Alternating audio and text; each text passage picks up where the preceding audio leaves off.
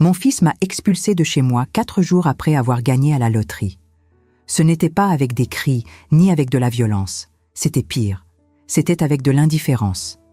Il m'a simplement regardé comme si j'étais un vieux meuble qui ne correspondait plus à la nouvelle décoration qu'il planifiait pour sa vie. Et il a dit, avec un calme qui me coupe encore à l'intérieur, « Maman, maintenant je peux vivre pour de vrai. Sans toi. » Pendant 69 ans, j'ai porté un nom de famille qu'il n'a jamais su prononcer correctement. Éléonore Vosselin de Rochebrune. Mais pour tout le monde à Issoire, cette petite ville tranquille de la région d'Auvergne, où le temps semble passer lentement, j'ai toujours été simplement la vieille Éléonore, la veuve discrète qui prenait le bus, qui faisait des soupes simples et qui ne se plaignait jamais de rien. Mon fils a grandi en pensant que j'étais faible, que la pauvreté était une honte, que l'argent effaçait le passé. Et quand il a gagné 4,5 millions d'euros à la Française des Jeux, il n'a pas fêté ça avec moi. Il m'a jeté.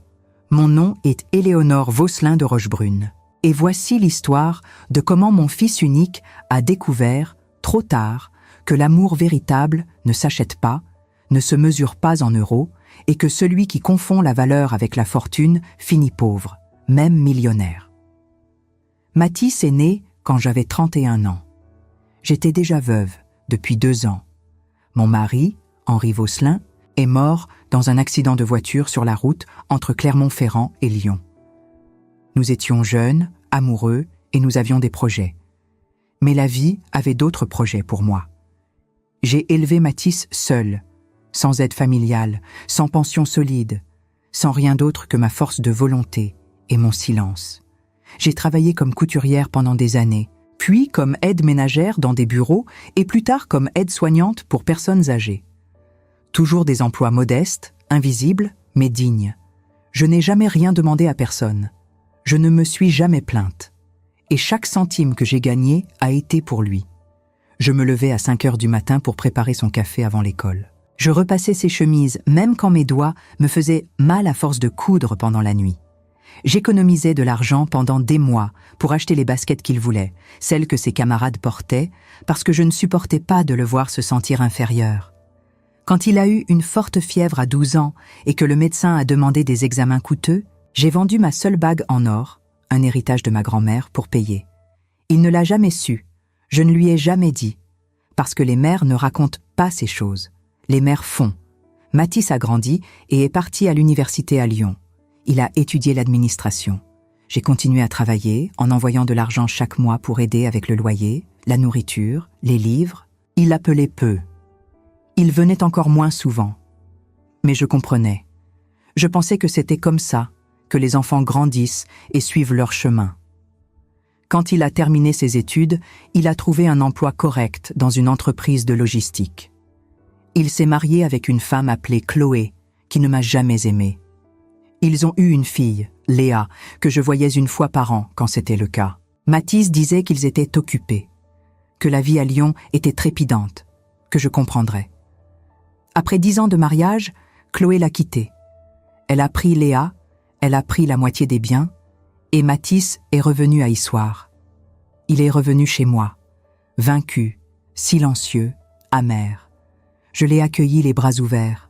J'ai préparé sa chambre comme s'il était encore enfant. J'ai fait ses plats préférés. J'ai écouté ses lamentations nuit après nuit, sur comment la vie était injuste, sur comment il méritait plus, sur comment tout tournait toujours mal pour lui. J'écoutais, je consolais, je disais que ça irait mieux. Et j'ai continué à travailler, même avec mon âge avancé, pour garantir que rien ne manquait à la maison. Ça a duré 3 ans comme ça. 3 ans où il me regardait à peine dans les yeux. 3 ans où il traitait ma présence comme quelque chose de naturel, comme si j'étais partie du mobilier, quelque chose qui avait toujours été là et qui serait toujours là. Il a trouvé un nouvel emploi, dans un magasin de matériaux de construction, mais il continuait à vivre chez moi. Il disait qu'il économisait de l'argent, qu'il partirait bientôt. Mais les mois passaient et rien ne changeait, jusqu'à ce dimanche de mars. Il est descendu en courant les escaliers, avec un billet dans la main, les yeux écarquillés, riant d'une façon que je n'avais pas vue depuis des années. Il venait de vérifier les numéros de la loterie sur son portable. 4,5 millions d'euros. J'étais dans la cuisine, en train de préparer le déjeuner, et quand il est entré en criant la nouvelle, j'ai lâché la cuillère et je l'ai serré si fort dans mes bras que mes bras ont tremblé. J'ai pensé, enfin il va vraiment sourire. Enfin nous aurons la paix. Mais son sourire n'a duré que quelques secondes. Il s'est éloigné de moi, il a regardé la vieille maison, les meubles usés, moi, et quelque chose a changé sur son visage. Ce n'était pas du bonheur, c'était du calcul. Il a commencé à parler de projets, d'acheter un appartement à Lyon, de voyager, de recommencer sa vie, et à aucun moment, dans aucune phrase, il n'a dit « nous ». Il a toujours dit « je ». Pendant les 4 jours suivants, il est à peine sorti de sa chambre. Il restait au téléphone, à passer des appels, à chercher des biens immobiliers, à parler avec la banque. Je continuais à cuisiner, à laver, à m'occuper de la maison en attendant qu'il m'inclue dans un projet, en attendant qu'il dise « Maman, maintenant tu peux te reposer. Maintenant c'est moi qui m'occupe de toi. » Mais il ne l'a pas dit. Et le jeudi, quand je suis descendue pour le petit déjeuner, j'ai trouvé ma vieille valise dans le couloir, déjà préparée. Mathis était dans le salon, assis sur le canapé, avec une expression sérieuse, comme s'il était sur le point de licencier une employée. Il ne s'est pas levé quand il m'a vue. Il a juste dit « Maman, j'ai préparé tes affaires. Je pense qu'il est temps que tu aies ta propre vie. J'ai transféré 5 000 € sur ton compte. C'est suffisant pour que tu loues un petit appartement, quelque chose de simple. Tu vas bien t'en sortir. » 5 000 €. Après une vie entière. Après chaque sacrifice, chaque nuit sans dormir, chaque repas que j'ai sauté pour m'assurer qu'il mange. 5 000 €, comme si c'était une indemnité de licenciement. Il n'a même pas eu la décence d'avoir l'air gêné. Il a juste attendu que je prenne la valise et que je parte. Et c'est ce que j'ai fait. Parce qu'à ce moment-là, j'ai compris que discuter serait inutile, qu'implorer serait humiliant, qu'il avait déjà décidé et que rien de ce que je dirais ne changerait ça. Je suis sortie par la porte sans regarder en arrière, sans larmes, sans mots. La rue était vide, le vent froid coupait mon visage, et j'ai marché jusqu'à la gare routière avec la valise à la main et une clarté étrange dans la poitrine. Parce qu'à ce moment-là, quelque chose en moi s'est brisé, mais s'est aussi libéré. J'ai passé 50 ans à garder un secret, 50 ans à vivre petite, invisible, en protégeant un passé que personne ne connaissait. Et maintenant, pour la première fois, je n'avais plus besoin de protéger quoi que ce soit. Avant d'épouser Henri, je n'étais pas Éléonore Vaucelin. J'étais Éléonore de Rochebrune. Ma famille était connue à Lyon. Nous avions des propriétés, des affaires, un nom de famille qui ouvrait des portes. Mais dans les années 70, mon père a pris de mauvaises décisions. Il a investi dans des affaires risquées, il a fait confiance aux mauvaises personnes, et en quelques années, tout s'est effondré. La faillite a été publique, humiliante, brutale. Mon père s'est pendu dans son bureau. Ma mère est morte de chagrin 2 ans plus tard. Et moi, à 22 ans, j'ai décidé de disparaître. J'ai changé de ville, j'ai pris seulement le nom de Vaucelin quand je me suis mariée. J'ai vécu une vie simple, sans attirer l'attention. Mais avant que tout ne s'effondre, avant la faillite, ma mère a transféré certaines participations à mon nom. Des actions, de vieux contrats, des signatures dans des entreprises qui ont survécu et qui ont grandi au fil des décennies. Elle a fait ça en secret, pour me protéger. Et j'ai gardé ces documents dans une enveloppe scellée, cachée derrière un faux fond dans une vieille commode que j'avais apportée de Lyon. Pendant 50 ans, je n'y ai jamais touché. Je n'en ai jamais eu besoin. Ou plutôt, je n'ai jamais voulu en avoir besoin. Parce qu'utiliser cet argent signifiait admettre qui j'étais. Et je ne voulais pas être cette personne. Je voulais juste être mère. Juste Éléonore. Mais maintenant, assise sur ce banc à la gare, en regardant la vieille valise et la rue vide, j'ai compris que je n'avais plus besoin de me cacher. Que vivre petite ne m'avait pas rendue meilleure. Que tout sacrifier pour mon fils ne lui avait pas appris à me valoriser. Ça lui avait juste appris qu'il pouvait me jeter. J'ai pris le bus pour Lyon. Pendant les 2 heures de trajet, j'ai regardé par la fenêtre et j'ai vu le paysage changer. Les montagnes d'Auvergne laissant place aux collines du Rhône, les petites maisons d'Issoire disparaissant, la grande ville s'approchant. Et j'ai ressenti quelque chose que je ne ressentais pas depuis longtemps, de l'anticipation, pas de la vengeance, pas de la confrontation, mais un nouveau départ. Quand je suis arrivée à Lyon, je suis allée directement aux banques Rothschild & Compagnie, rue de la République. C'était une banque ancienne, discrète, où ma mère gardait les comptes de la famille. Je suis entrée avec ma vieille valise, mon manteau usé, mon visage fatigué, et j'ai demandé à parler avec le directeur. La réceptionniste m'a regardée avec méfiance, mais quand j'ai donné mon nom complet, Éléonore Vaucelin de Rochebrune, elle a hésité. Elle a vérifié dans le système. Et elle m'a demandé d'attendre dans le salon VIP. 15 minutes plus tard, le directeur est apparu. Monsieur Bérard, un homme d'environ 60 ans, cheveux grisonnants, costume impeccable. Il m'a regardé avec surprise, mais aussi avec respect, parce que le nom Rochebrune signifiait encore quelque chose là-bas. Il m'a accompagné jusqu'à une salle privée, m'a offert du café, a demandé comment il pouvait m'aider. J'ai expliqué que je devais accéder aux actifs qui étaient à mon nom depuis 1973. Il a vérifié, et il a confirmé, les participations avaient grandi. Les entreprises avaient prospéré. Et ce que ma mère m'avait laissé, après 5 décennies de valorisation, totalisait un peu plus de 7 millions d'euros. J'ai demandé qu'il prépare la documentation, qu'il organise les transferts, qu'il rende tout accessible. Et pendant qu'il travaillait, je suis restée assise dans cette salle silencieuse, en regardant par la fenêtre l'animation de la rue, en pensant à comment la vie fait des tours étranges. Mathis a gagné à la loterie et a pensé qu'il était enfin quelqu'un. Mais moi, qui ai vécu des décennies en faisant semblant d'être personne, j'ai toujours été quelqu'un. J'ai juste choisi de ne pas l'être. Vous qui m'écoutez maintenant, vous ne savez pas encore comment cette histoire se termine. Mais peut-être que vous ressentez déjà ce que j'ai ressenti dans cette salle. Que parfois, la plus grande force n'est pas de crier, c'est de savoir attendre. Et si vous aimez cette histoire, si vous ressentez quelque chose de similaire à ce que j'ai ressenti, laissez un like sur cette vidéo. Et dites-moi dans les commentaires, d'où m'écoutez-vous? Je veux savoir si cette histoire touche des cœurs ailleurs aussi. Et abonnez-vous à la chaîne, parce que ce qui vient ensuite va vous surprendre. J'ai passé 3 jours à Lyon. Je me suis installée dans un hôtel modeste, j'ai organisé des documents, j'ai signé des papiers, et le 3e jour, Monsieur Bérard m'a informé que tout était prêt. J'avais un accès total à mes actifs. Je pouvais faire ce que je voulais. Et c'est ce même jour que Mathis a décidé d'aller à la banque. Il avait pris rendez-vous avec son gestionnaire de compte, dans une autre banque, plus moderne, plus orientée vers les nouveaux clients. Il voulait retirer une partie du prix de la loterie en espèces.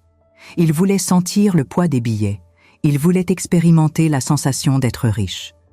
Mais quand il est arrivé là-bas, il a découvert que pour des montants élevés, il aurait besoin d'une autorisation spéciale, d'une réunion avec des directeurs seniors, de documentation supplémentaire. Et le gestionnaire a suggéré qu'il aille aux banques Rothschild, où ils avaient de l'expérience avec les grandes fortunes. Mathis a accepté. Et il y est allé, en milieu d'après-midi ce jeudi, 4 jours après m'avoir expulsé de chez moi. Il est entré confiant, en riant fort, en faisant des blagues avec le gardien, en traitant la réceptionniste avec cette fausse sympathie de celui qui se croit supérieur.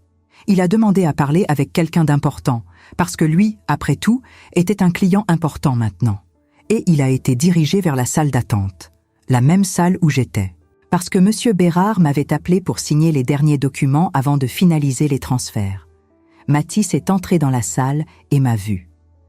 Assise dans le fauteuil en cuir, avec une tasse de café devant moi, en train de parler calmement avec le directeur, qui me traitait avec une déférence que mon fils n'avait jamais vu quelqu'un me témoigner. Il s'est arrêté. Il s'est figé. Le sourire est mort sur son visage. Et pendant quelques secondes, il m'a juste fixé, comme s'il voyait un fantôme.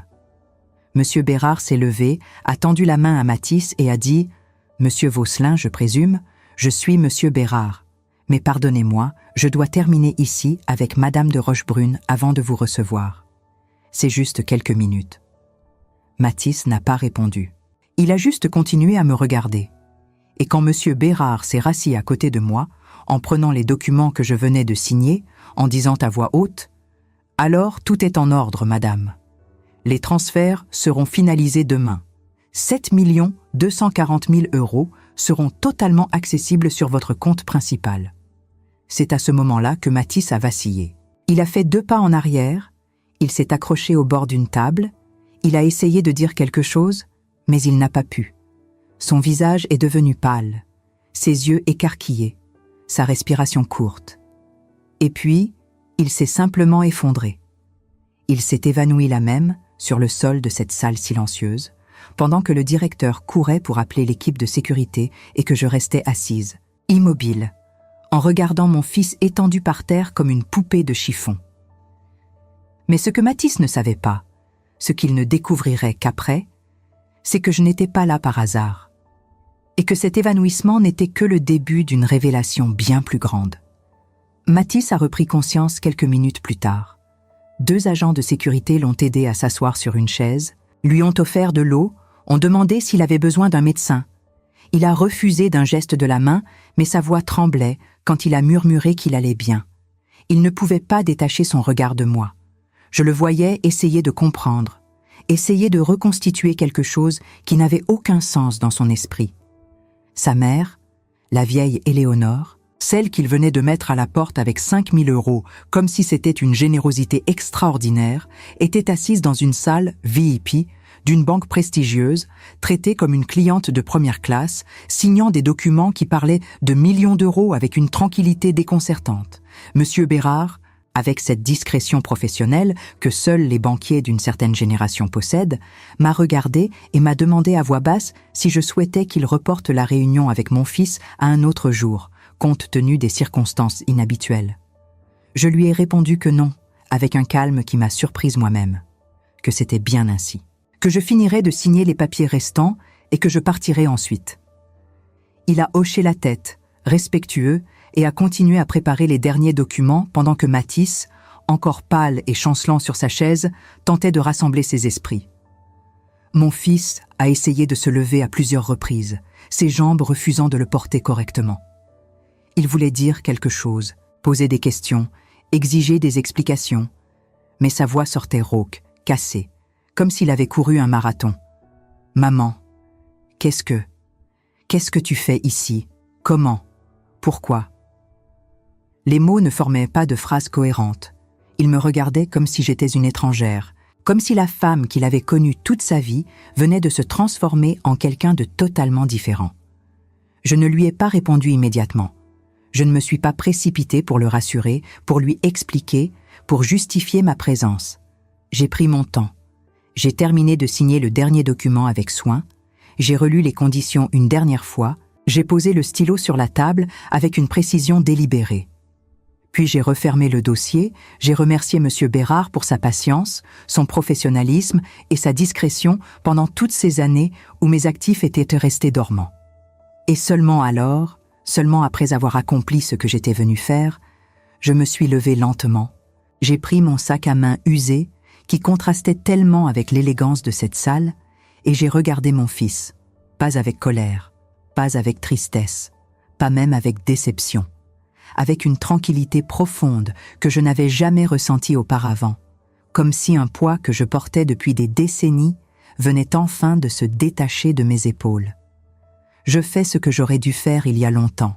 Mathis, je reprends ma vie, je reprends ma dignité, je reprends qui j'ai toujours été, mais que j'avais choisi d'oublier. Il a essayé de se lever, s'accrochant au dossier de la chaise, mais ses jambes tremblaient encore violemment. Son visage était une mixture de confusion, de choc et de quelque chose qui ressemblait vaguement à de la honte, bien qu'encore très superficielle. Mais cet argent, d'où? Comment? Je ne comprends pas. Sa voix se brisait entre chaque mot, comme si la réalité qu'il découvrait était trop lourde pour être articulée. Je ne lui devais aucune explication. Je ne lui devais plus rien. Après tout ce que j'avais donné, tout ce que j'avais sacrifié, tout ce que j'avais été pour lui pendant près de 40 ans, je ne lui devais absolument rien. Mais quelque chose en moi, peut-être cette part de mère qui ne meurt jamais complètement, même face à la pire des trahisons, décida de lui donner au moins une partie de la vérité. Pas toute, pas encore. juste assez pour qu'il commence à comprendre l'ampleur de son erreur. Ma famille avait de l'argent avant que tu naisses, Mathis, bien avant que je rencontre ton père. Nous étions quelqu'un à Lyon. Les Roches Brunes n'étaient pas juste un nom, c'était une histoire, un héritage, une position sociale. Quand tout s'est effondré dans les années 70, quand mon père a perdu tout ce qu'il avait construit, quand la faillite nous a humiliés publiquement, ma mère a eu la sagesse et la prévoyance de protéger une partie des biens en les transférant à mon nom. Elle l'a fait en secret, avec l'aide de quelques avocats loyaux, pour que j'aie quelque chose si jamais j'en avais besoin un jour. Mathis écoutait, bouche ouverte, les yeux fixés sur moi, comme s'il me voyait pour la première fois de sa vie. Je continuais, ma voix restant calme mais ferme. Je n'ai jamais touché à cet argent. Pendant 50 ans, je n'y ai jamais touché. Je ne voulais pas. Je voulais vivre simplement. Je voulais être juste ta mère.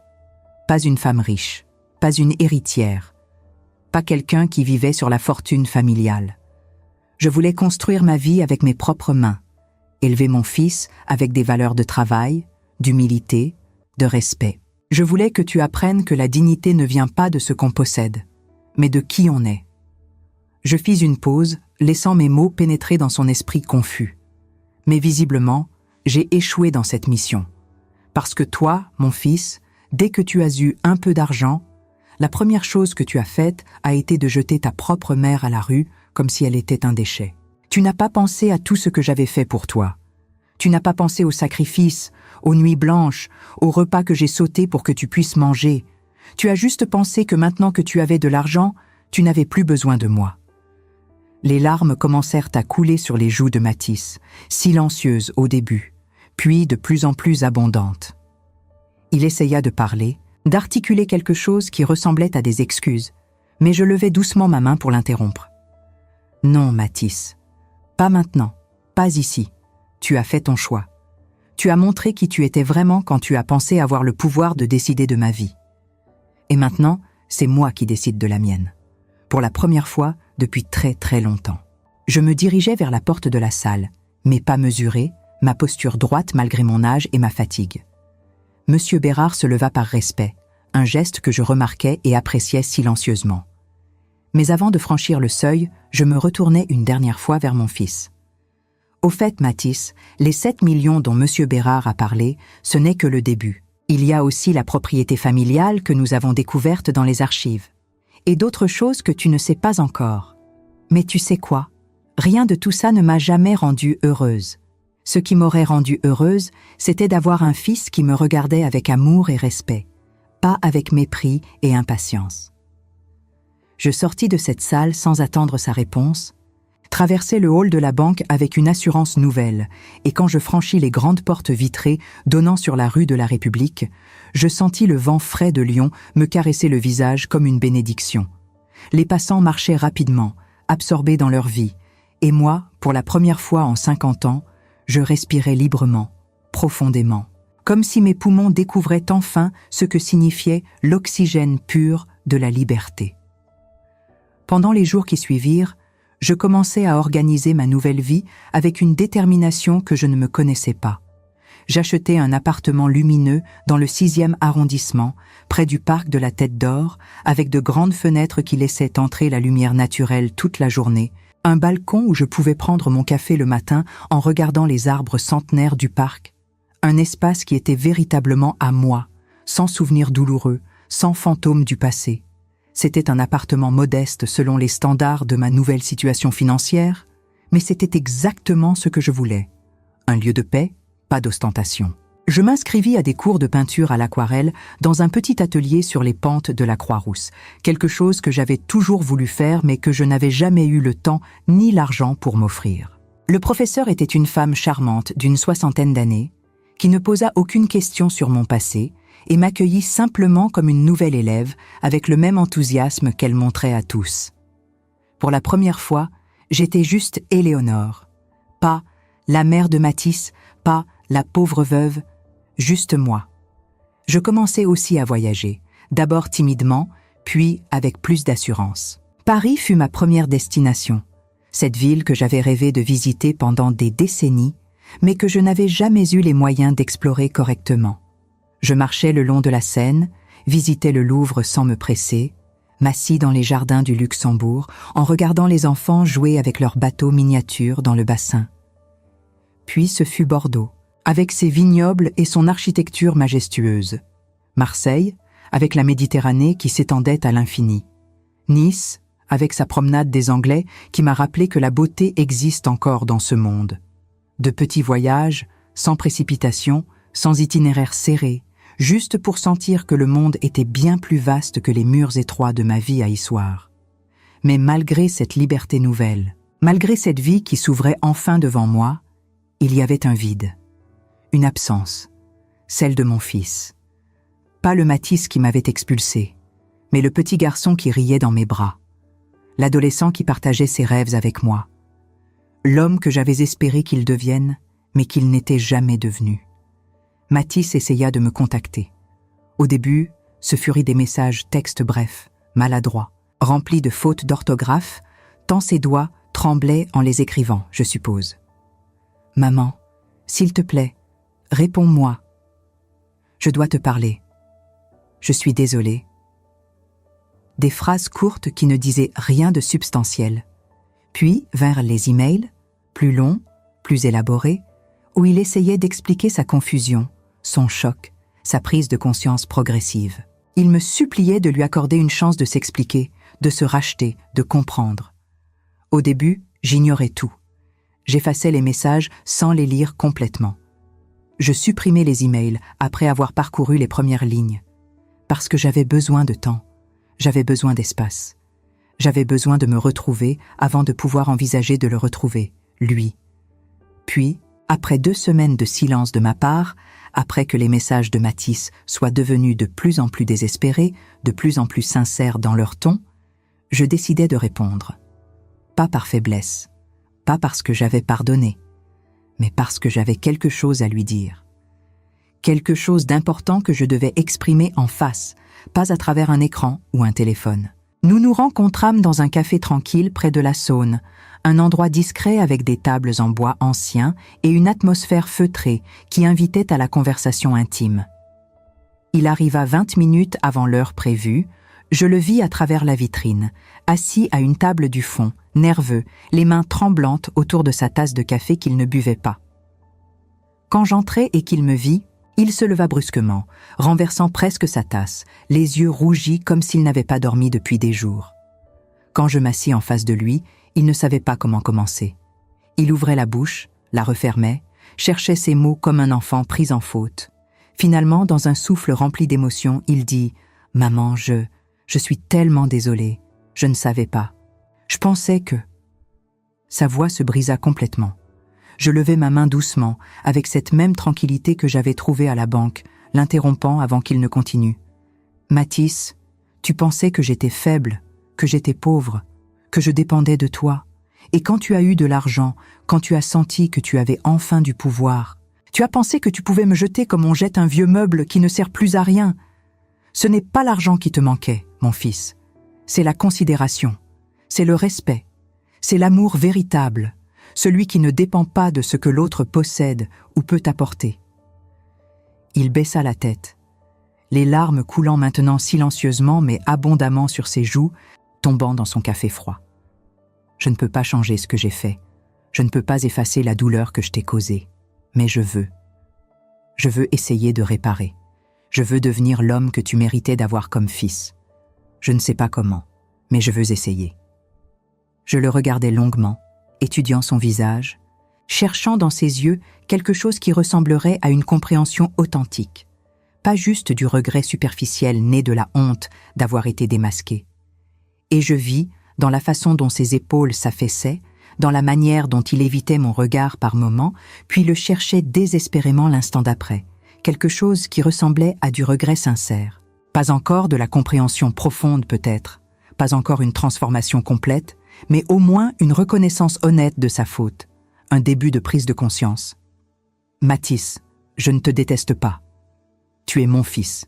Tu le seras toujours, rien ne peut changer ce lien biologique et tout ce que nous avons partagé pendant tant d'années. Mais notre relation ne peut plus jamais être ce qu'elle était. Tu m'as montré que mon amour n'avait pas de valeur pour toi, que ma présence était juste une habitude, une commodité. Et maintenant, c'est à toi de me montrer, non pas avec des mots, mais avec des actions concrètes sur la durée. Si tu peux vraiment apprendre à valoriser les personnes au-delà de ce qu'elles possèdent, au-delà de ce qu'elles peuvent t'apporter matériellement. Il pleura ouvertement, sans retenue, comme je ne l'avais pas vu pleurer depuis qu'il était enfant et qu'il était tombé de vélo en se blessant le genou. Et je le laissais pleurer. Parce que c'était nécessaire. Parce que la douleur, parfois, souvent même, est le seul chemin véritable vers la transformation authentique, vers le changement profond qui compte vraiment. Nous restâmes assis là pendant plus d'1 heure, parlant peu, mais présents l'un à l'autre d'une manière qui n'avait pas existé depuis des années. Et quand je me levai pour partir, il ne me retint pas. Il comprit que je devais partir, que j'avais besoin d'espace, que la reconstruction, si elle devait avoir lieu, prendrait du temps, beaucoup de temps. Mais l'histoire ne s'arrête pas là. Parce que quelques jours plus tard, quelque chose d'absolument inattendu se produisit. Quelque chose qui allait changer notre relation d'une façon que ni lui ni moi n'aurions pu prévoir. Un matin, alors que je prenais mon café sur le balcon de mon nouvel appartement, regardant les premiers rayons du soleil filtrer à travers les branches des arbres du parc de la Tête d'Or, j'entendis la sonnette. C'était inhabituel à cette heure matinale, à peine 7 heures. Quand j'ouvris la porte, je trouvai un coursier en uniforme qui me tendit une enveloppe épaisse, de qualité, avec mon nom écrit à la main sur le devant. L'écriture était tremblante, irrégulière, mais immédiatement reconnaissable. C'était celle de Mathis. Je signai le reçu, remerciai le coursier et retournai sur mon balcon avec l'enveloppe. Je la tins dans mes mains pendant plusieurs minutes avant de l'ouvrir, sentant son poids, me demandant ce qu'elle contenait. Finalement, avec précaution, je décachetai l'enveloppe et en sortis plusieurs feuilles de papier couvertes de l'écriture manuscrite de mon fils. Maman, je sais que les mots ne suffisent pas. Je sais que ce que j'ai fait est impardonnable et qu'aucune lettre, aussi longue soit-elle, ne pourra effacer la douleur que je t'ai causée.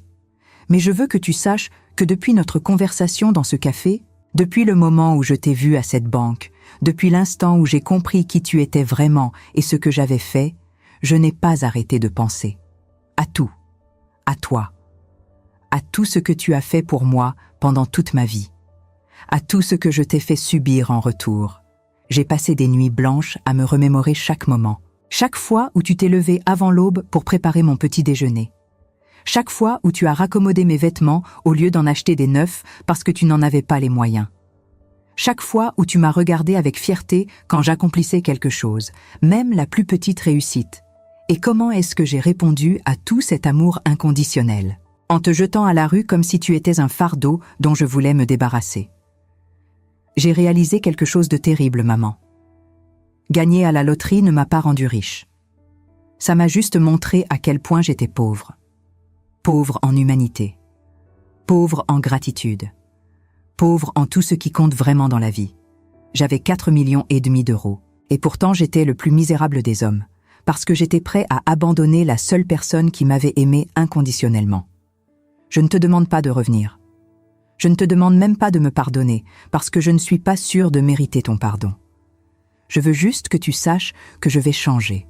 Pas pour toi. Pour moi. Parce que je ne veux plus être l'homme que j'étais. Je ne veux plus être quelqu'un qui mesure la valeur des gens à ce qu'ils possèdent. Je veux devenir quelqu'un dont tu pourrais être fier, même si cela prend le reste de ma vie. Ton fils qui t'aime et qui regrette profondément, Mathis. Dans l'enveloppe, il y avait aussi un chèque de 100 000 euros.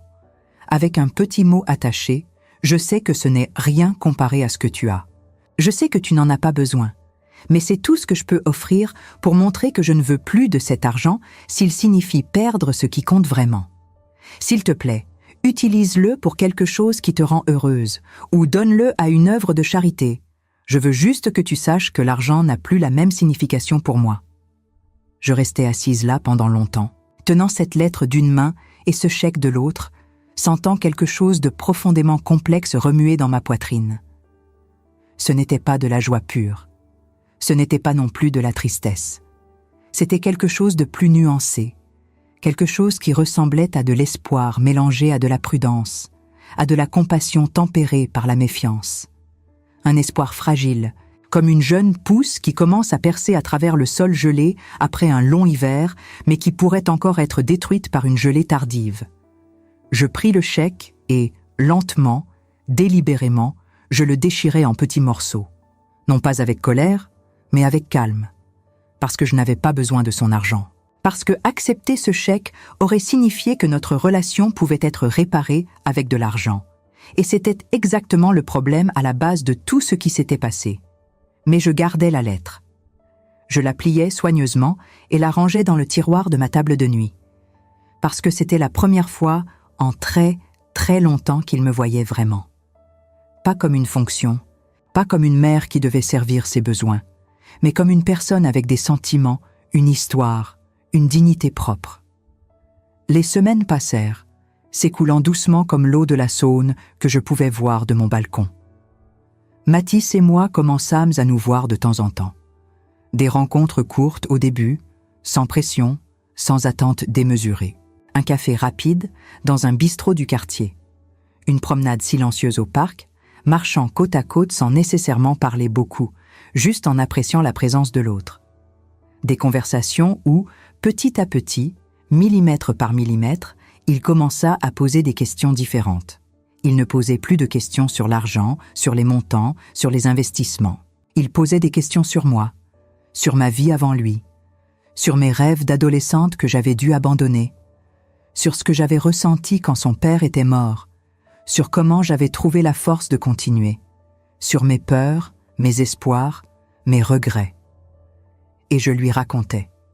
Pas tout d'un coup, parce que 50 ans de silence ne se brisent pas en quelques conversations. Mais par morceaux, comme on reconstruit une mosaïque ancienne, pièce par pièce, révélant lentement l'image complète. Il me parla aussi de sa fille, Léa, avec une émotion nouvelle dans la voix. Elle avait maintenant 15 ans, me dit-il, et elle était magnifique, intelligente, curieuse de tout. Chloé, son ex-femme, après des mois de négociations et de thérapie familiale, avait finalement accepté qu'il reprenne un contact régulier avec elle, à condition qu'il prouve sa stabilité et son engagement. Et Mathis voulait désespérément que je la rencontre. Elle a besoin de savoir qui tu es, maman, la vraie toi, pas celle que je lui ai décrite pendant des années, cette grand-mère lointaine et insignifiante. Elle mérite de connaître la femme extraordinaire que tu es vraiment. Ces mots me touchèrent profondément, d'une manière que je n'avais pas anticipée. L'idée de rencontrer ma petite fille, de créer un lien avec elle, remplissait mon cœur d'une chaleur que je n'avais pas ressentie depuis longtemps. Nous organisâmes donc cette rencontre avec soin, choisissant un endroit neutre, agréable, qui ne serait intimidant ni pour elle ni pour moi. Cette rencontre eut lieu un samedi après-midi ensoleillé, dans un salon de thé élégant près de la place Bellecour, un endroit avec des nappes blanches immaculées, des pâtisseries délicates exposées dans une vitrine étincelante et une atmosphère douce qui invitait à la conversation tranquille. Léa arriva accompagnée de Mathis et dès que je la vis franchir la porte, mon cœur se serra. Elle était effectivement magnifique, avec les yeux noirs expressifs de son père, mais quelque chose dans son sourire qui me rappelait ma propre mère, une ressemblance transgénérationnelle que je n'attendais pas. Elle portait une robe simple mais jolie, et ses cheveux étaient attachés en une queue de cheval désordonnée qui lui donnait un air à la fois juvénile et élégant. Elle me regarda avec curiosité, mais sans la méfiance que j'avais redoutée. Il y avait dans son regard une innocence mêlée d'intelligence, une capacité d'observation qui me dit qu'elle était quelqu'un de spécial. Mathis fit les présentations avec une nervosité touchante, comme un enfant qui présente ses parents lors d'une rencontre importante à l'école.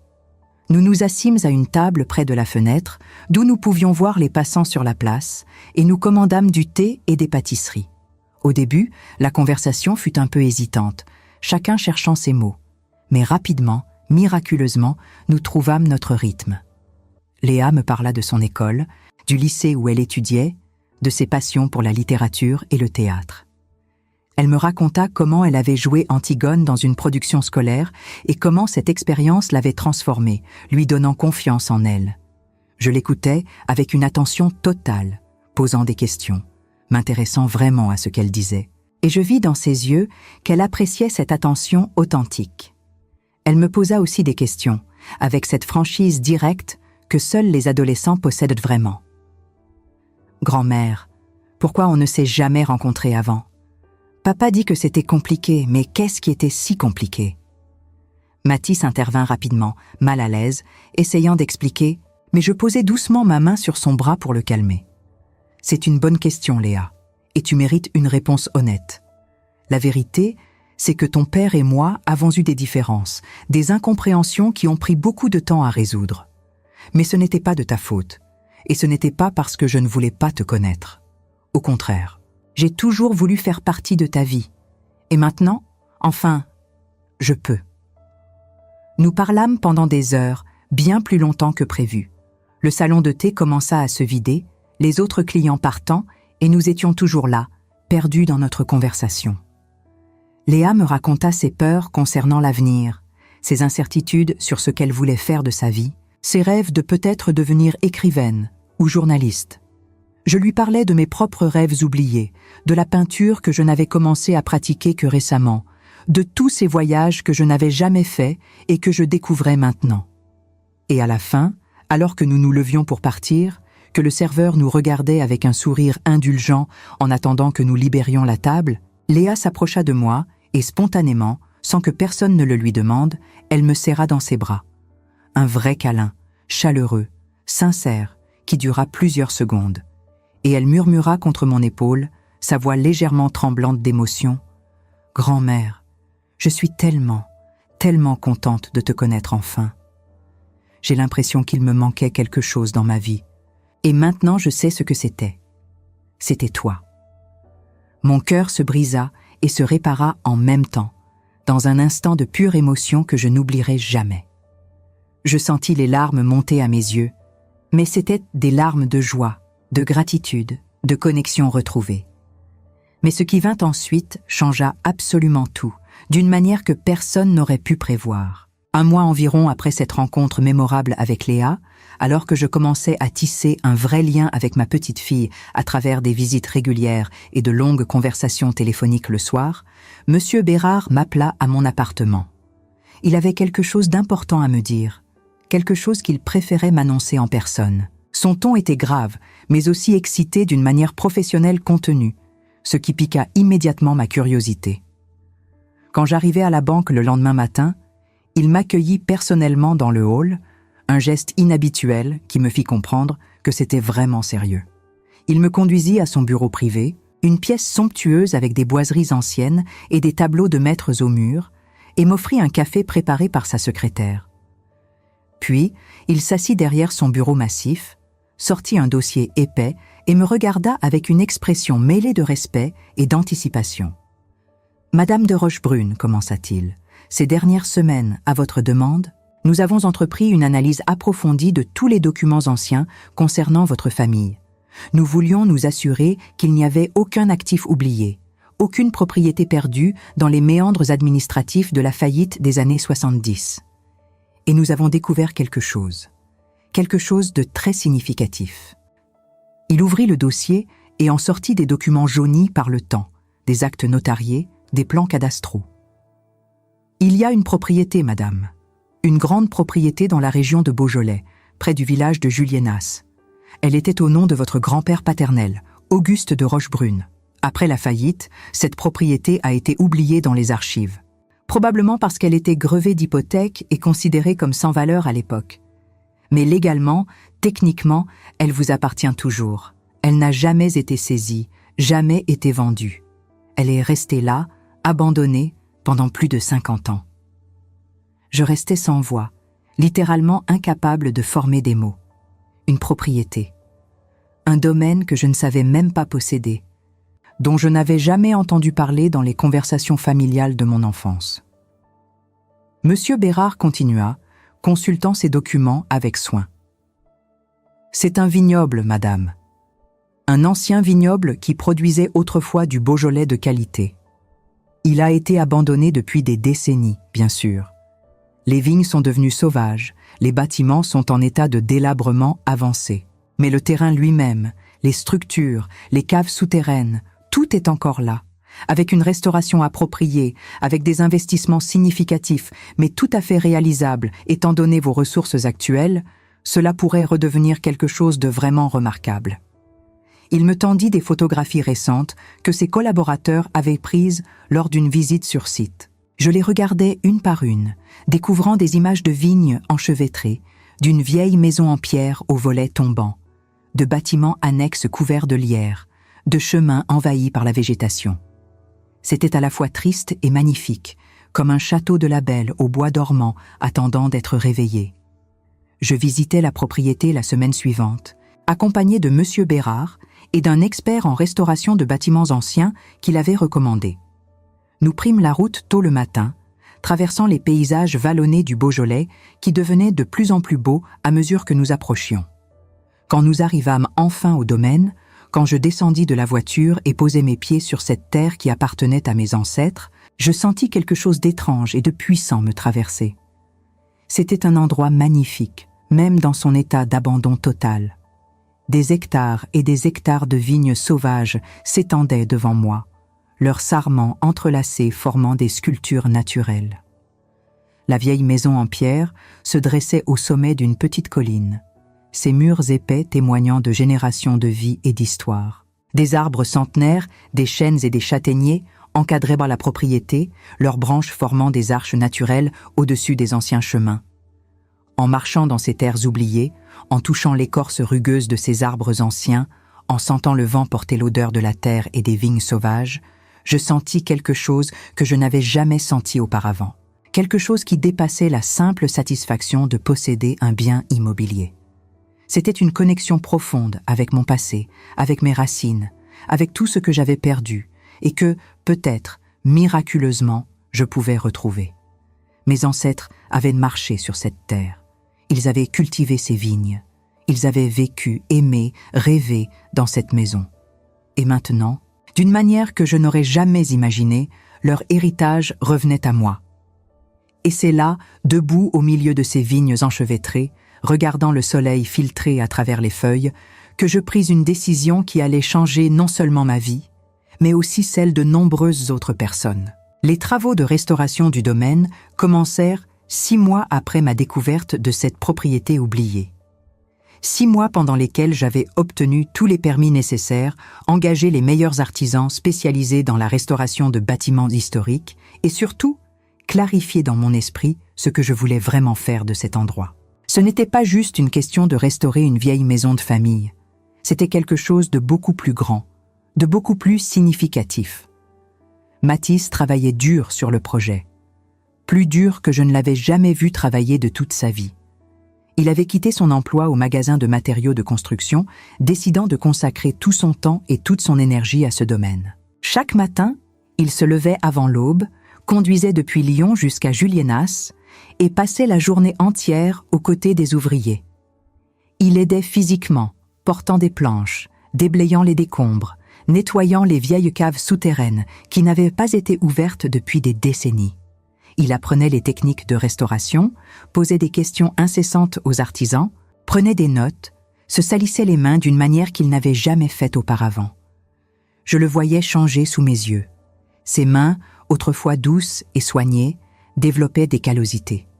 Son dos se redressait avec une fierté nouvelle, pas la fierté arrogante de quelqu'un qui possède de l'argent, mais la fierté humble de quelqu'un qui accomplit quelque chose de difficile et de significatif. Il ne parlait plus de son argent de la loterie. Il ne se vantait plus. Il ne cherchait plus à impressionner qui que ce soit. Il écoutait vraiment quand les gens parlaient. Il observait avec attention. Il apprenait à valoriser l'effort, le temps, les personnes pour ce qu'elles étaient et non pour ce qu'elles possédaient. Un jour d'automne particulièrement beau, alors que les feuilles des vignes commençaient à prendre ces teintes dorées et rougeâtres magnifiques caractéristiques du Beaujolais, nous déjeunions ensemble dans la vieille maison en pierre. Les ouvriers étaient partis pour leur pause déjeuner, et nous étions seuls, assis sur des caisses retournées qui servaient de sièges improvisés, partageant un simple repas de pain de fromage et de fruits que j'avais apportés. Mathis regarda autour de lui, contemplant les murs partiellement restaurés, les poutres anciennes qui avaient été nettoyées et renforcées, les fenêtres neuves qui laissaient entrer une lumière généreuse. Puis il se tourna vers moi et je vis dans ses yeux quelque chose que je n'y avais pas vu depuis qu'il était enfant. Une paix profonde, une satisfaction authentique. « Maman, dit-il d'une voix douce mais ferme, je ne savais pas ce que c'était que d'être vraiment heureux. Pendant toute ma vie d'adulte, j'ai couru après quelque chose sans savoir exactement quoi. Je pensais que l'argent me donnerait ce bonheur, cette satisfaction que je cherchais. Je pensais qu'avoir plus, posséder plus, me rendrait enfin complet. Mais c'est ici, en faisant quelque chose qui aide les autres, en construisant quelque chose qui aura du sens au-delà de moi-même, que je me sens enfin entier, enfin en paix avec qui je suis. » Je lui pris la main, sentant la rugosité nouvelle de sa peau, témoignage de son travail acharné. Et pour la première fois depuis des années, depuis cette terrible journée où il m'avait expulsé, je sentis que j'avais vraiment retrouvé mon fils. Pas celui qu'il était avant, peut-être, mais quelqu'un de meilleur, quelqu'un qui avait traversé les flammes de la honte et de la prise de conscience et en était ressorti transformé. Mais alors que tout semblait enfin se mettre en place, que notre relation se reconstruisait pierre par pierre, comme ce domaine ancien. Quelque chose d'absolument inattendu se produisit. Quelque chose qui allait révéler un dernier secret enfoui depuis des décennies et changer notre compréhension de toute notre histoire familiale.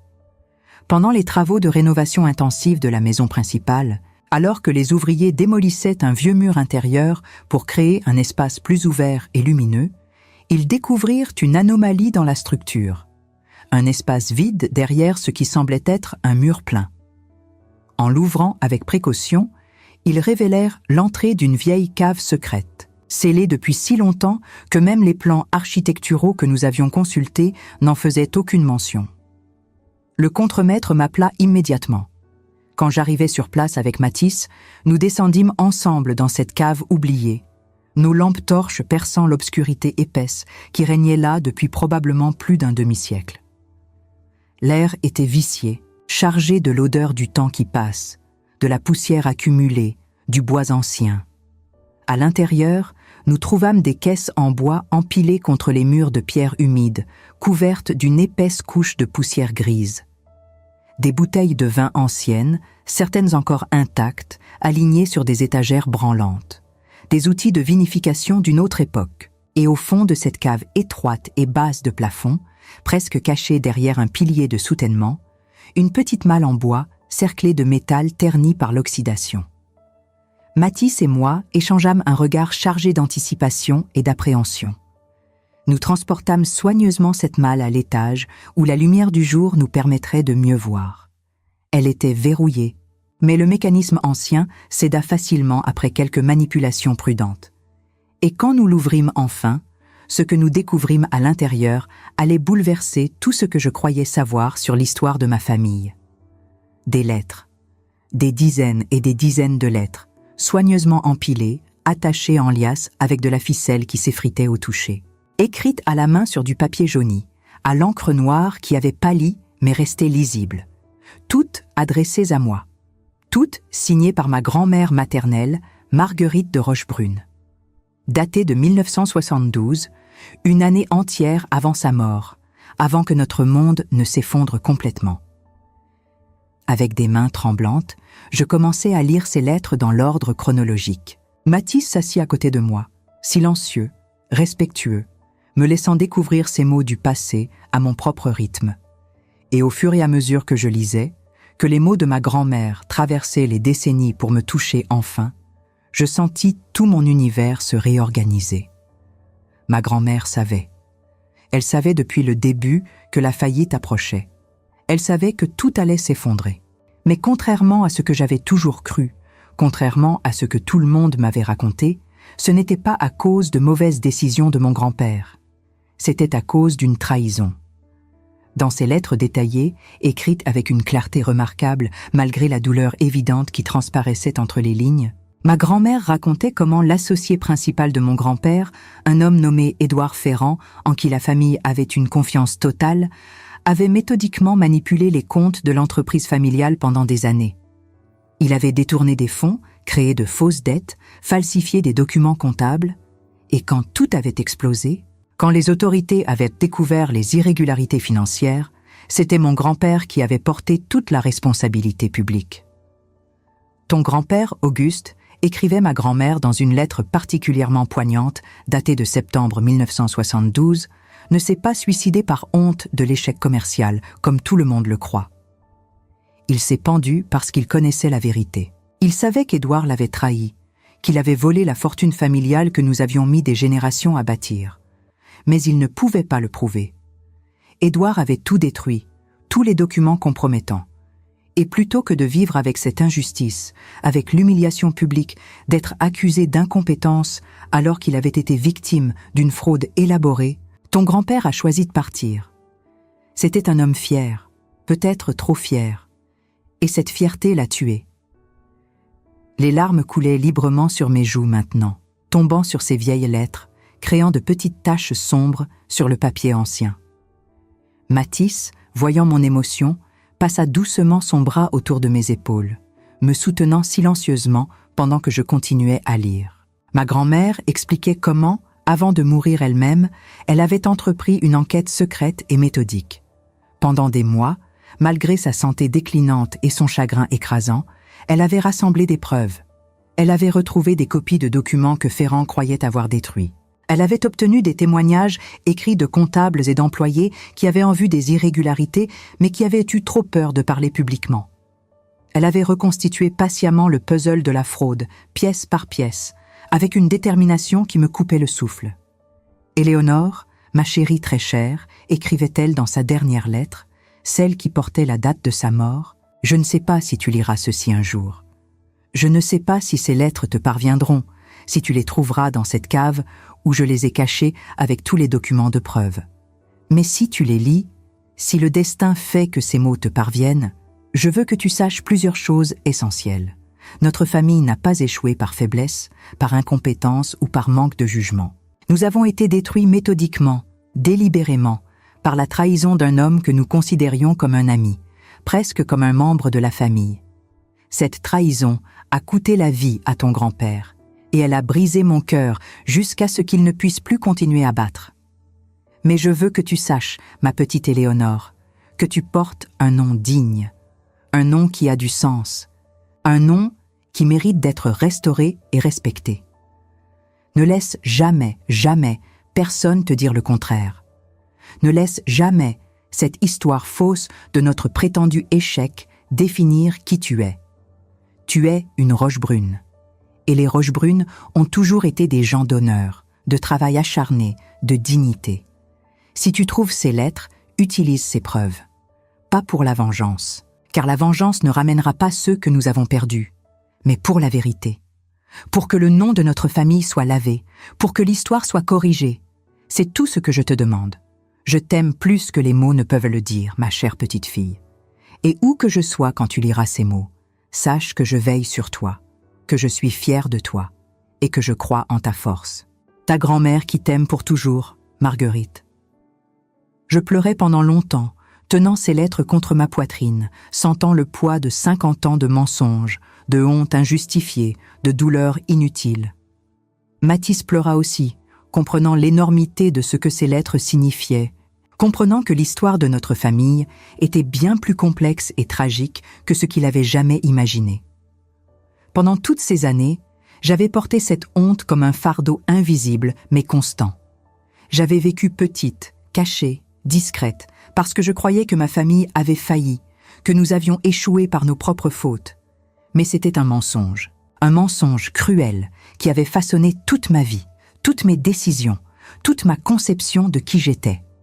Dans les semaines qui suivirent cette découverte bouleversante, avec l'aide précieuse et l'expertise de M. Bérard, je contactais des avocats hautement spécialisés en droit successoral et en affaires juridiques anciennes. Je leur montrais les lettres de ma grand-mère, Tous les documents de preuve qu'elle avait si méticuleusement rassemblés et cachés dans cette malle, attendant patiemment pendant un demi-siècle qu'ils soient découverts. Les avocats les examinèrent avec une attention professionnelle minutieuse. Ils consultèrent des experts en documents anciens pour vérifier leur authenticité. Ils recherchèrent dans les archives publiques, comparèrent les informations, reconstituèrent l'histoire financière de l'entreprise familiale. Et après plusieurs mois d'investigation approfondie, ils confirmèrent ce que ma grand-mère avait documenté. La fraude était réelle, les preuves étaient solides, et malgré le temps écoulé, il existait encore des recours légaux possibles. Édouard Ferrand, l'associé qui avait trahi mon grand-père, était mort depuis longtemps, emportant ses secrets et sa culpabilité dans la tombe. Mais sa famille avait hérité de la fortune considérable qu'il avait bâtie sur cette trahison, sur l'argent volé à ma famille. Et légalement, moralement, une partie substantielle de cet argent nous appartenait toujours, appartenait à la mémoire de ceux qui avaient été injustement accusés et déshonorés. Le procès qui s'ensuivit dura 8 longs mois éprouvants. Ce fut un processus compliqué, émotionnellement épuisant, rempli de complications juridiques, de contre-attaques de la part des héritiers Ferrand, qui refusaient d'accepter que leur richesse familiale avait des origines criminelles. Mais je persistais, non pas par avidité, car je n'avais pas besoin de plus d'argent, mais pour la reconnaissance. Pour que le nom de Rochebrune soit enfin lavé de cette tache injuste qui le souillait depuis un demi-siècle. Pour que mon grand-père, qui était mort en croyant que l'histoire le jugerait sévèrement, puisse enfin recevoir justice posthume. Mathis fut à mes côtés pendant chaque étape de ce processus long et difficile. Il assista à chaque audience au tribunal, même celles qui n'étaient que des formalités procédurales ennuyeuses. Il lut chaque document juridique, même les plus techniques et incompréhensibles. Il me soutint émotionnellement quand le poids de tout cela menaçait de m'écraser. Et je le vis se transformer encore davantage à travers cette épreuve. Il comprit profondément, viscéralement, que l'argent n'était pas juste une question de chiffres sur un compte bancaire ou de billets dans un portefeuille.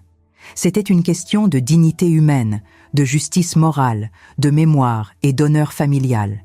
Il comprit que parfois, se battre pour l'argent n'est pas de la cupidité, mais une question de principe, de reconnaissance, de correction d'une injustice historique. Quand tout fut finalement terminé, après des mois de bataille juridique acharnée, le tribunal rendit son verdict. La fraude fut officiellement reconnue. Le nom de mon grand-père fut publiquement blanchi. Et une compensation financière de 3 millions d'euros fut accordée à notre famille en réparation du préjudice subi. Ce n'était pas pour l'argent lui-même que je me réjouis, mais pour la reconnaissance publique, officielle, que nous avions été victimes, pas coupables. Quand le jugement fut prononcé, Mathis et moi nous trouvions dans la salle d'audience bondée. Quand le juge lut les conclusions finales, reconnaissant la fraude et ordonnant la compensation, je sentis quelque chose se libérer en moi, quelque chose que j'avais porté toute ma vie, sans même en être pleinement consciente. Mathis me prit la main et la serra fort, et nous pleurâmes ensemble, non pas de tristesse, mais de soulagement profond, de justice enfin rendue, même tardivement. Mais ce qui suivit cette victoire juridique surprit probablement tout le monde, sauf peut-être Mathis qui commençait à vraiment me comprendre. Je décidai d'utiliser cette compensation intégrale de 3 millions d'euros pour financer entièrement le refuge pour femmes âgées que j'avais planifié de créer dans le domaine restauré. Je ne gardais rien pour moi. Pas un seul euro. Parce que ma grand-mère m'avait laissé quelque chose de bien plus précieux que de l'argent. Elle m'avait laissé la vérité. Elle m'avait laissé la dignité restaurée. Elle m'avait laissé la possibilité de marcher la tête haute, sachant d'où je venais vraiment. Et avec cette vérité, avec cette dignité retrouvée, je pouvais enfin honorer sa mémoire de la bonne manière, pas en amassant de l'argent, mais en l'utilisant pour créer quelque chose de significatif, quelque chose qui aiderait d'autres femmes qui, comme moi, avaient été invisibles, oubliées, sous-estimées. Le refuge ouvrit ses portes exactement 1 an après le début des travaux de restauration. Nous l'appelâmes la Maison Rochebrune, en honneur de ma famille, en honneur de tous ceux qui avaient souffert injustement. C'était un endroit magnifique, restauré avec soin et amour, où 15 femmes âgées trouvèrent un foyer accueillant, chaleureux, respectueux. Ces femmes venaient de situations diverses, mais toutes difficiles. Certaines avaient été abandonnées par leur famille, d'autres avaient perdu tout ce qu'elles avaient dans des circonstances malheureuses. D'autres encore avaient simplement été oubliées par une société qui ne valorise pas toujours ses aînés. Mais ici, dans cette maison, elles comptaient. Elles étaient vues, entendues, respectées, aimées. Mathis devint le gestionnaire principal du domaine et du refuge. Il quitta définitivement Lyon, vendit son appartement qui lui rappelait trop d'échecs passés et s'installa dans une petite maison charmante que nous avions construite sur le terrain, à quelques centaines de mètres de la maison principale. Il consacra sa vie entière à ce projet, pas parce que je le lui avais demandé ou imposé, mais parce qu'il avait enfin trouvé un sens authentique à son existence. Il ne parlait presque plus de son argent de loterie. Il l'avait placé dans des investissements sûrs et conservateurs, en prélevant seulement ce dont il avait besoin pour vivre modestement. Le reste dormait sur son compte, comme un souvenir embarrassant de qui il avait été, de ses priorités déformées d'autrefois. Léa venait nous rendre visite tous les week-ends sans exception. Elle aidait avec les activités du refuge, organisait des lectures pour les résidentes, parlait pendant des heures avec ces femmes extraordinaires, écoutant leurs histoires de vie avec une fascination respectueuse. Et je la voyais grandir non pas avec de l'argent ou des privilèges matériels, mais avec des valeurs solides, avec de la compassion, avec une compréhension profonde de ce qui compte vraiment dans la vie. Un soir d'été particulièrement doux, alors que le soleil se couchait lentement sur les vignes restaurées qui commençaient à produire à nouveau du raisin de qualité, Mathis et moi étions assis sur la terrasse de la maison principale. Les résidentes étaient à l'intérieur, profitant d'un concert de musique classique que nous avions organisé. Leurs rires et leurs conversations filtraient doucement à travers les fenêtres ouvertes. Mathis regardait ce paysage magnifique, ces vignes qui avaient retrouvé leur vocation, cette maison qui vibrait à nouveau de vie et de chaleur humaine. Puis il se tourna vers moi, et je vis dans ses yeux quelque chose de profond, de vrai, de transformé. « Maman, dit-il avec une émotion palpable dans la voix, je ne pourrai jamais effacer ce que j'ai fait. Cette expulsion horrible, cette cruauté gratuite, cette démonstration épouvantable d'ingratitude et d'égoïsme. Rien ne peut changer le passé. Mais je veux que tu saches quelque chose d'important. Tu m'as sauvée, non pas en me donnant de l'argent, non pas en me pardonnant facilement, mais en me montrant, à travers ton exemple, ce que signifie vraiment être riche. Être riche, ce n'est pas avoir des millions sur un compte bancaire. C'est avoir du sens dans sa vie. C'est contribuer à quelque chose de plus grand que soi. C'est aimer sans condition. C'est donner sans attendre de retour. Et ça, tu me l'as enseigné non pas avec des mots, mais avec ta vie entière. Je lui pris la main, sentant ses callosités qui témoignaient de son travail, de sa transformation. Et je sentis que, enfin, après tout ce chemin tortueux et douloureux, nous étions vraiment arrivés quelque part d'authentique, de vrai, de précieux.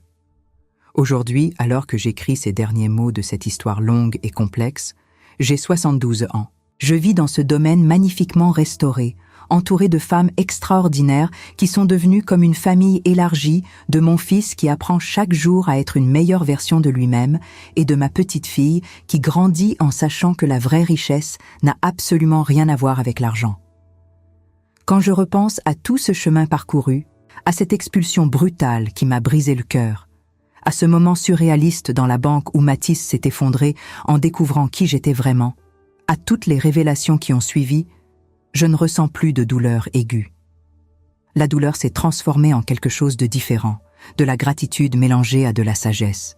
Parce que sans ce choc terrible, sans cette rupture douloureuse mais nécessaire, nous n'aurions jamais trouvé ce que nous cherchions vraiment sans le savoir.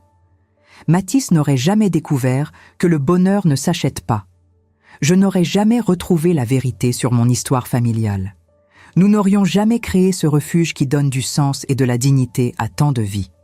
L'argent de Mathis est toujours là, quelque part sur un compte qu'il consulte rarement. 4,5 millions d'euros qui dorment paisiblement, presque oubliés. Il n'y touche presque jamais, prélevant seulement ce dont il a strictement besoin pour vivre simplement. Il dit souvent, avec un sourire un peu triste, qu'il n'en a plus vraiment besoin. que ce qui compte vraiment dans la vie ne s'achète pas, ne se vend pas, ne se mesure pas en euros ou en possessions matérielles. Et moi, avec mes 7 millions initiaux qui sont devenus 10 millions après les investissements judicieux et la compensation judiciaire, je ne vis absolument pas comme une femme riche au sens traditionnel du terme. Je vis comme une femme libre, libre de choisir ce qui a du sens, libre d'aider ceux qui en ont besoin, libre d'aimer sans attendre de retour, sans condition, sans calcul mesquin.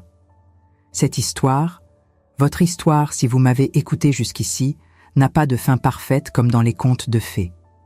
Parce que la vie réelle n'a jamais de fin parfaitement nette et satisfaisante. Il y a toujours des complications, des nuances, des zones grises. Mais cette histoire a quelque chose de potentiellement plus précieux qu'une fin parfaite. Elle a de la vérité. Une vérité profonde sur ce qui compte vraiment. Si vous m'avez écouté patiemment jusqu'à la fin de ce récit long et parfois douloureux, si cette histoire a touché quelque chose en vous, a résonné avec vos propres expériences ou vos propres questions, je veux que vous sachiez une chose essentielle que j'ai apprise à travers toute cette épreuve. La valeur d'une personne ne se mesure jamais, au grand jamais, à ce qu'elle possède matériellement. Elle se mesure à ce qu'elle donne généreusement, à comment elle traite ceux qui ne peuvent absolument rien lui offrir en retour, à comment elle se relève avec dignité quand tout semble désespérément perdu, à sa capacité à pardonner sans oublier, à aimer sans condition paralysante, à rester digne même dans l'humiliation. Matisse a appris cette leçon de la manière la plus dure qui soit. Il a dû toucher le fond, se voir dans le miroir cruel de ses propres actions, comprendre viscéralement l'énormité de son erreur. Mais il l'a appris. Et aujourd'hui, il est l'homme que j'avais toujours espéré en secret qu'il devienne. Non pas parce qu'il est riche financièrement, mais parce qu'il est bon, compatissant, généreux de son temps et de son cœur. Et moi, je suis enfin, pleinement, complètement, Éléonore Vosselin de Rochebrune. Pas la vieille Éléonore, invisible et insignifiante. Pas la mère oubliée, qu'on peut jeter sans remords. Juste moi, entière, libre, vivante, digne. Et ça, cette dignité retrouvée, cette liberté authentique, cette paix profonde, aucun argent au monde, aucune fortune aussi colossale soit-elle, ne pourrait jamais l'acheter. Et vous, qu'auriez-vous fait à ma place? Quand votre propre enfant vous regarde comme un fardeau, quand il décide que votre présence ne vaut plus rien simplement parce qu'il a gagné de l'argent, est-ce qu'on pardonne immédiatement? Est-ce qu'on oublie des décennies de sacrifices en un instant? Ou est-ce qu'on se lève, comme je l'ai fait, et qu'on reprend sa dignité, même si cela fait mal? Je vous pose cette question parce que je sais que certains d'entre vous, en m'écoutant, ont reconnu quelque chose dans cette histoire. Peut-être pas exactement la même situation, mais ce sentiment d'être devenu invisible pour ceux qu'on aime le plus.